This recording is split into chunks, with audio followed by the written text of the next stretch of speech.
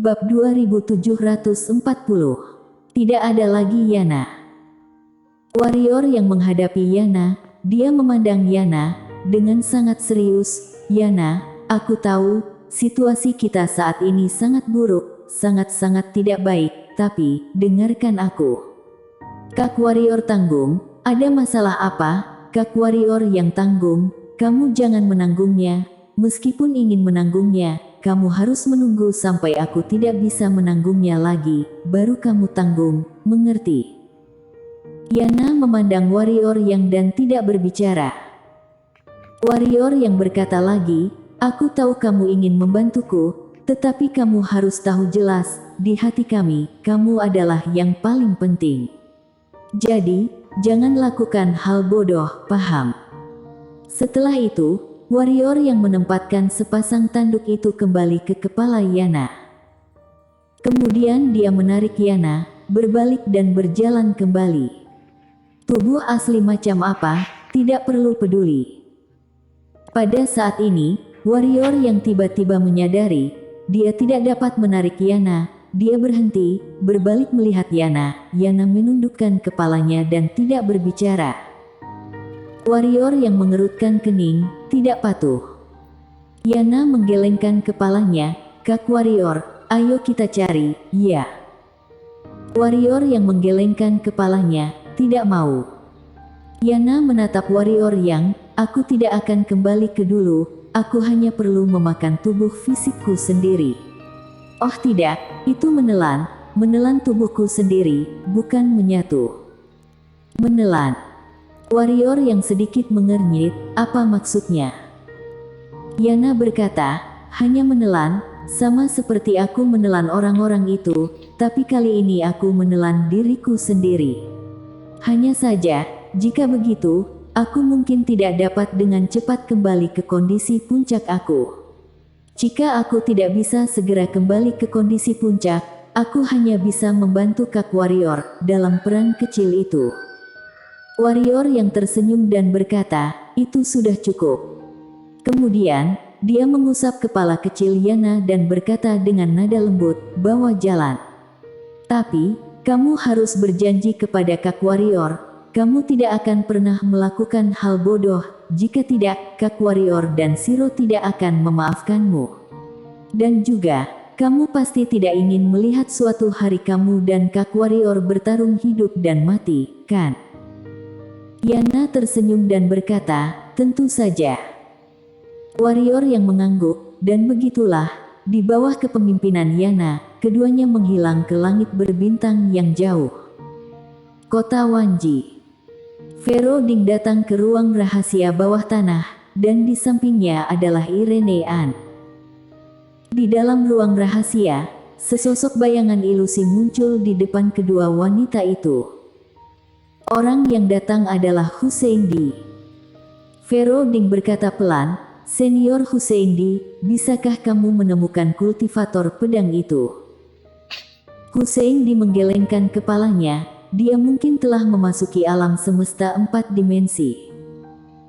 Fero Ding berkata dengan sungguh-sungguh, Senior Hussein-di, mungkin kamu harus pergi berkunjung. Hussein-di berkata dengan sungguh-sungguh, apakah perlu cari sampai ketemu?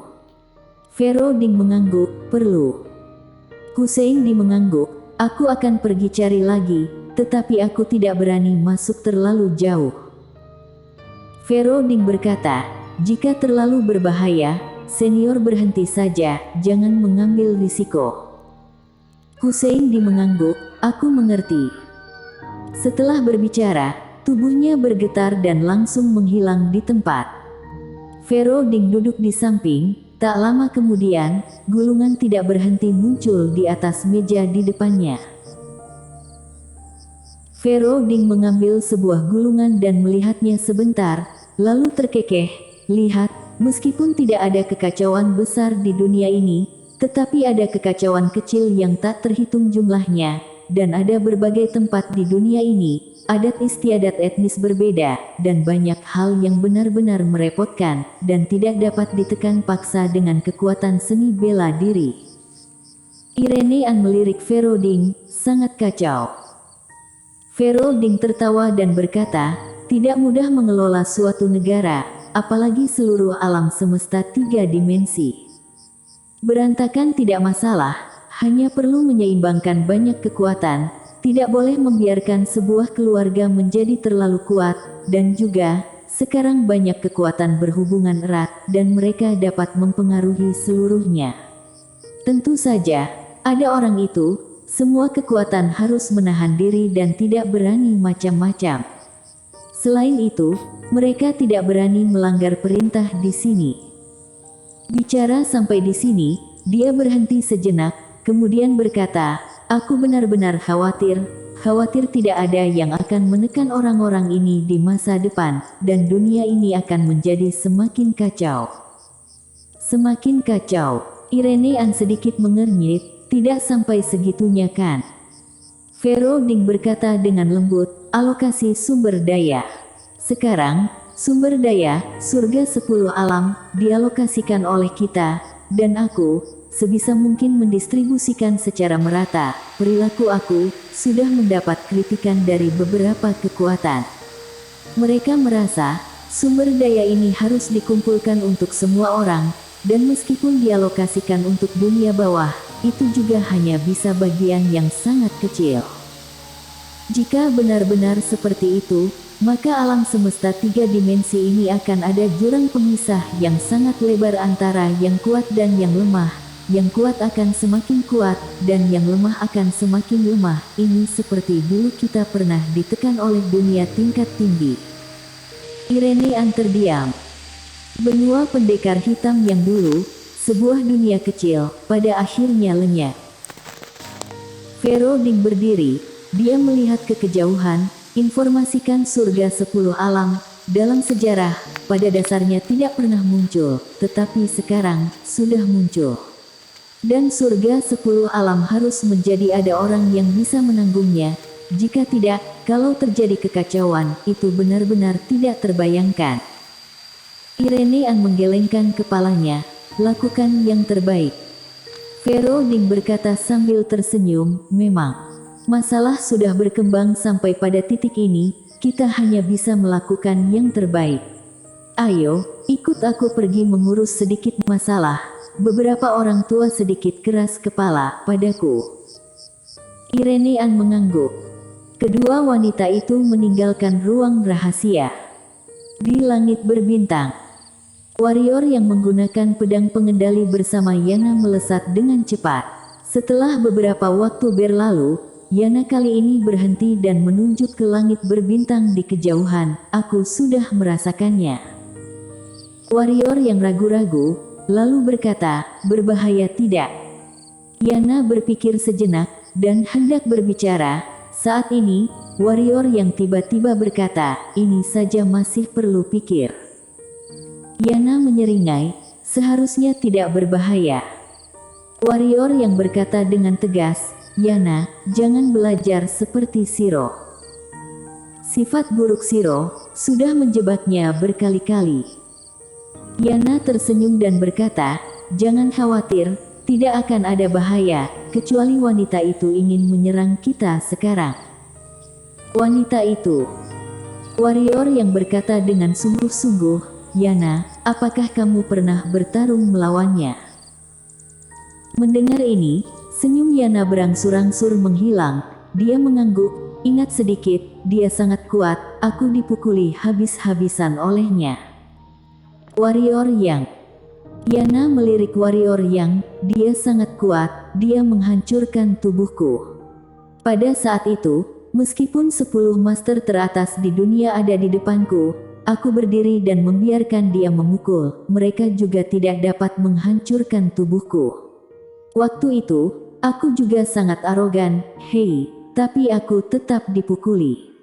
Jangan bicarakan lagi. Warrior yang tersenyum, dia meraih tangan Yana dan berjalan ke kejauhan, tetapi pikirannya melayang ke tempat lain. Takdir langit, Valen. Yana biasanya periang, tetapi warrior yang tahu betul bahwa dia sebenarnya adalah orang yang sangat arogan. Dan sekarang, dia dikalahkan, dia berbicara dengan sangat tenang, sangat tenang. Tampak jelas, dia menerima bahwa dia dikalahkan oleh Valen, takdir langit. Seberapa kuat wanita itu?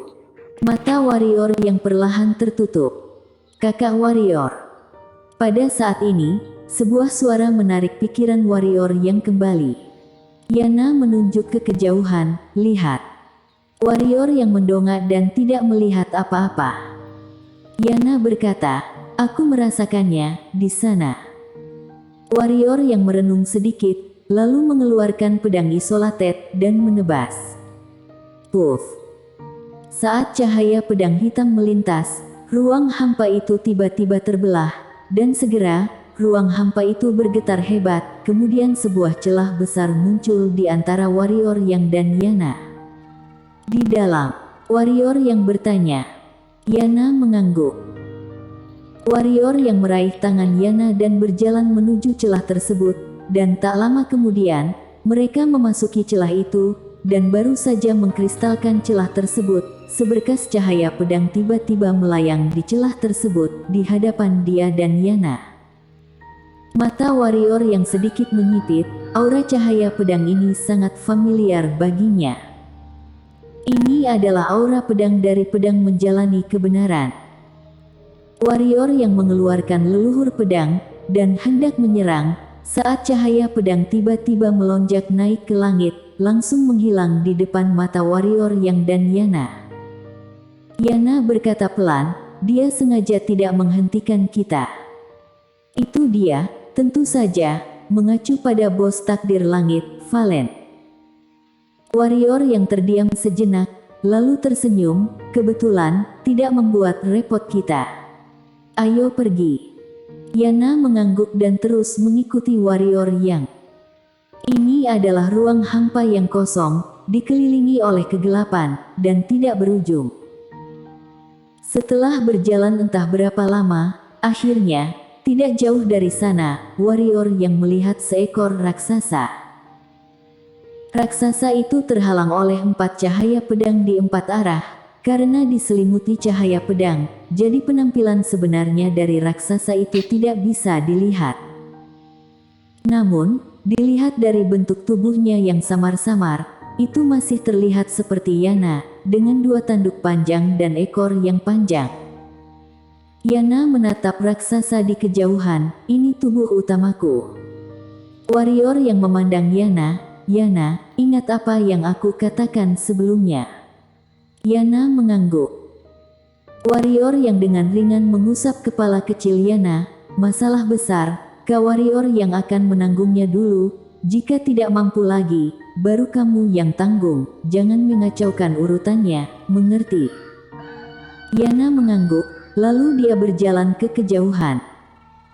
Saat Yana berada sekitar 10 kaki lebih dekat ke tubuh utamanya, tiba-tiba, 4 cahaya pedang melesat lurus ke arahnya. Tidak jauh, warrior yang menyipitkan matanya, dan saat berikutnya, yang lain telah menghilang. Seberkas cahaya pedang melintas di lapangan dan bertemu dengan 4 cahaya pedang. Boom! Di kejauhan, begitu kelima cahaya pedang itu bersentuhan, cahaya pedang yang tak terhitung jumlahnya meledak di lapangan, dan warrior yang sendiri langsung tenggelam oleh cahaya pedang itu. Yana menatap warrior yang di antara cahaya pedang, terus menatapnya, dan tiba-tiba ada 2 garis air mata bening di matanya, tapi dia tersenyum. Segera, Yana menyeka air mata dari wajahnya, lalu dia melepas sepasang tanduk di atas kepalanya. Kemudian dia meletakkan sepasang tanduk di depan dan berkata dengan nada lembut, Kak Warrior, sebenarnya, aku tahu siapa orang misterius itu, kamu tidak bisa mengalahkan mereka. Sebelumnya kamu melindungi aku dan Shiro, sekarang, biarkan aku melindungi kalian sekali ini, kamu dan Shiro harus baik-baik saja. Setelah berbicara, dia berbalik, berjalan menuju raksasa, dengan berlinang air mata, Kak Warrior, Shiro, Kak Irene, harus selalu ingat aku selamanya.